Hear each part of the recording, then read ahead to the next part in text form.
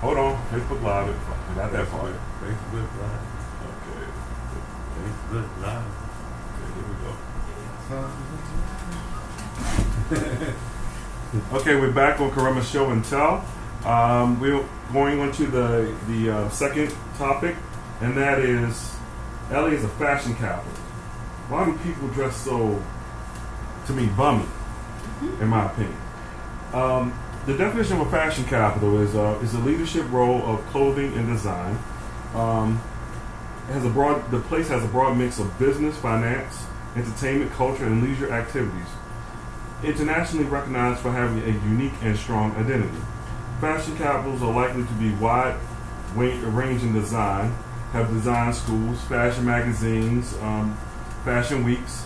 And so I found out through my research that LA is number 4 as a fashion capital. Okay. Right? But I noticed since I've been here 17 years, that a t-shirt and some tennis and some sweats is fashion. So my question is, why is that? Is it fashion or is it just like something to throw on so that, I mean, all clothes so are that fashion. you're not naked? All clothes are fashion. All clothes are fashion, first of all. So fashion is just the clothing, it's the trend that's going on. Okay. So I'll just say that? I'll just say that right there. Pajamas is fashion, of course. When you say I'm gonna go buy something fashionable or not fashionable, but in fashion, whether it's negligee or just a t-shirt with nothing on it, it's still fashion. Speaking to the mic. It's still fashion. Yeah. So no matter what it is, t-shirt, undershirt. So Kanye West with that rip is fashion. That's real fashion. That's yeah. real That's fashion. Real fashion, yeah. Okay. Yeah, Kanye West, because of who he is a fashion icon. He's a fashion icon. He is, yes. So he's trying, but I mean, the pink polo was his thing. He started, and now he has the ripped shirt. And that's fashion, high fashion. Both of those are fashion. Okay, because I'm ignorant. I'm ignorant to this. Right. Yeah. Okay. So definitely. So to jump in on that, okay. So from another perspective, I think fashion is just it's environmental. I believe it is, because you know this, our brother Karima being from the East Coast, as opposed to the West Coast, you adapt to the environment that you're in. Yeah, I know. You used to wear Timbs. That's right. Listen. You know, you have to from a weather perspective. You have to from a cultural perspective. You have to from a just the surrounding area that you're in. Like when I was in high school growing up, I mean, when I was just in grammar school, even when I first knew it, when I understood it in Chicago, I understood even in high school people were wearing slacks. Okay. You know, to school. Here they're wearing Vans and shorts and t-shirts. Okay. So I believe it's just environmental to where you come up. I believe it's in your your family lineage, if you will. Because I know what I know of, I never got to meet my grandfather, but my grandfather, back in the 30s and 40s, things of that nature, he had monogram cufflinks, monogram sleeves, and he did, gentlemen wore hats. My mom and my grandmom were the epitome of fashion. My grandmom was a hat maker, so she designed hats and stuff for Dizzy Gillespie and Cab Calloway and some of those guys. So back then it was a part of just what you did. Gentlemen wore suits and vests like what I wear and hankies that matched, and they got dressed to go to events. It used to be even a time, I think, when I was here for a little bit, like it used to be a time at plays where men would have to, or it was kind of unspoken rule that you would wear a blazer, at least a blazer, to a play. Now you can show up in a t-shirt and come in your Kanye West and your Yeezys and things of that nature. I completely agree with everything you said.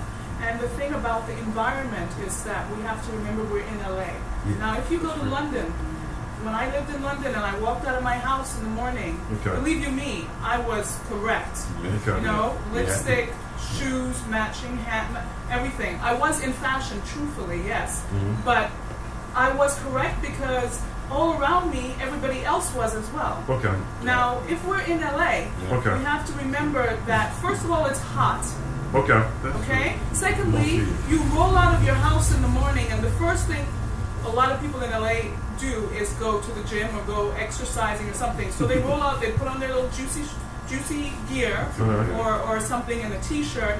The girls, they don't even fix their hair much. They're definitely without makeup, ponytailed hair, bag, and they're going either to the gym or they're going for a walk on the beach or they're going, so they're rolling out of the house. Then after gym, they're doing other things that also, you know, perhaps she grabs a quick coffee from Starbucks. She still doesn't need makeup for that. Okay. Okay, and she's going on. Then maybe around 11, she's grocery store. She doesn't need makeup for that. Everybody looks crap in the grocery store. So she feels good as long as her body feels right. Okay. It's more about the body than the clothes you're wearing in LA. So you're looking right with your body, breasts, everything's tight, everything's nice.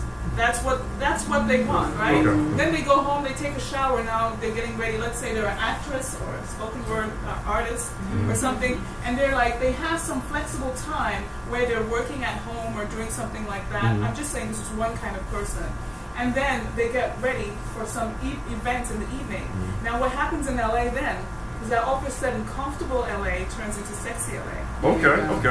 And when I talk sexy LA, because I've never seen sexy LA like I've seen LA, as short as it can get, as tight as it can get, as much out as it can get, high heels, almost hooker high heels, because that's what we're talking about. Now, people don't dress like that elsewhere either, but this is the city of angels, this is the city of Hollywood, and the city of bigness.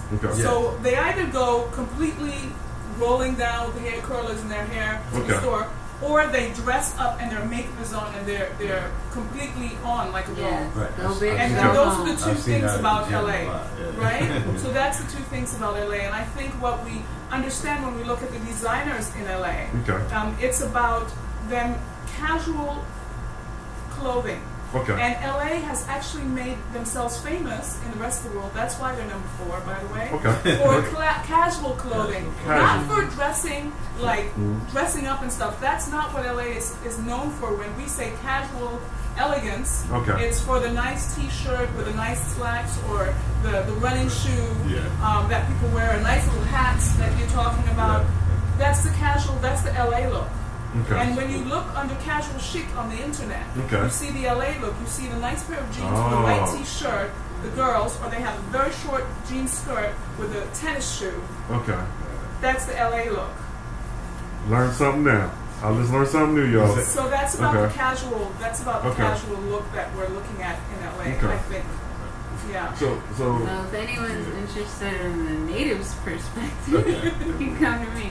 So someone who's born and raised here in lovely LA, I will say that we have a reputation for being very laid back, right? That's one of the things that we're known for, and I think that's why you will find people who are, as you would say, dressed as bummy. That little bummy. Because I've seen it. I've seen people roll into a grocery store, Whole with the Foods, pajama pants on. That's not fashion. I don't care what nobody say. Pajama pants and the with a wife beater. Not the and the Uggs sometimes. Oh my gosh, I couldn't understand how people wear Uggs.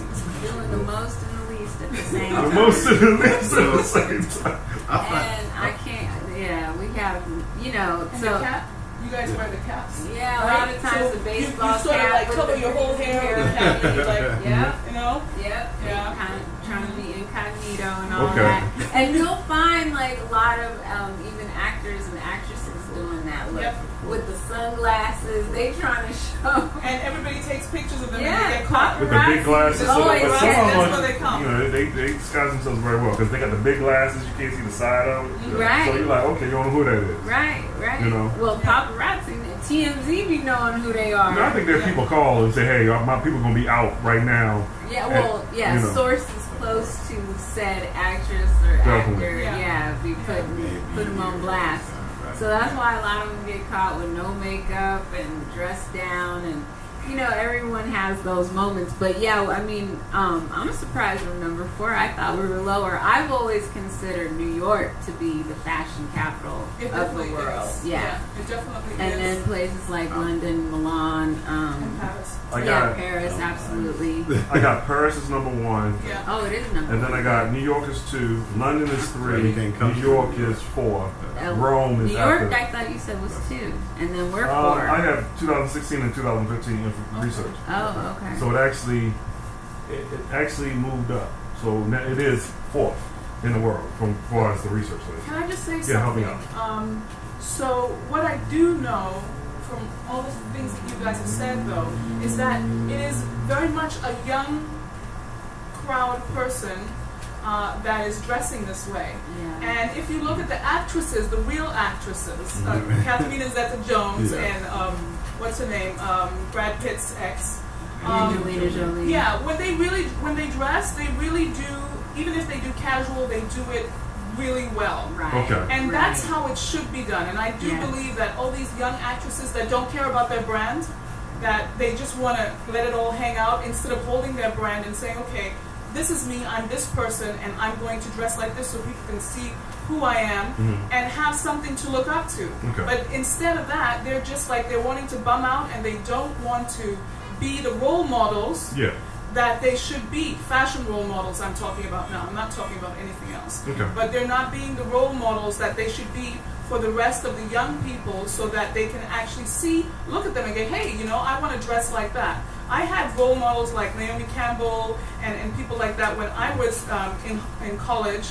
And so when I dressed to go out, I dressed, and I never let anybody see me in less than, because that's the kind of role models I had. Right. So I think that the actresses and actors nowadays need to turn it around a little bit and actually live up to their to who they say they are. If they're making this much money and they're these famous people, then they must dress in a certain way so that everybody who sees them can look up to them and go, well, I want to be like so and so. Exactly. Instead of wearing the ripped jeans and the distressed jeans and the wife beaters. Right, and they can afford it, so why not? Title too. Right, that's what I'm saying. Yeah. Like, what upsets me That's is my like, point when right you there. got money, ain't no excuse for you to be bummy. But that's the point. That's funny you bring that up, because I think it was Steven Tyler that said that one time. It was like on American Idol, I was watching something. He said the most poignant line. He said, you know what, it costs a lot of money to look this cheap.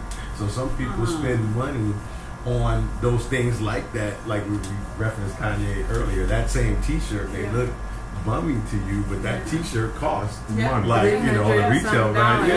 But that's, and people spend money on that. I think and they that's call what it they the should do. distressed look. Right. You know what I mean? No, but I mean, the person, like, I have people that dress like that, right? And then they come in and they like, look at me, look how cool I am. I'm like, not to me. Yeah. I got a holy shirt. I get it. I can make that at home. Look, man, I actually want to speak to the wellness side of this, though. Man. That's maybe just some of the work that I do, because that's what I emphasize in the work that I do with the sports bra and things. But the wellness side of it is just simply this. It's like, look, man, when you dress well, you feel well. I mean, I had that philosophy in everything that I do. Like, even when I play sport, like the way that I have my uniform, they used to call me Baby Rice, because Jay Rice was very meticulous how his uniform was, because that's the way you play.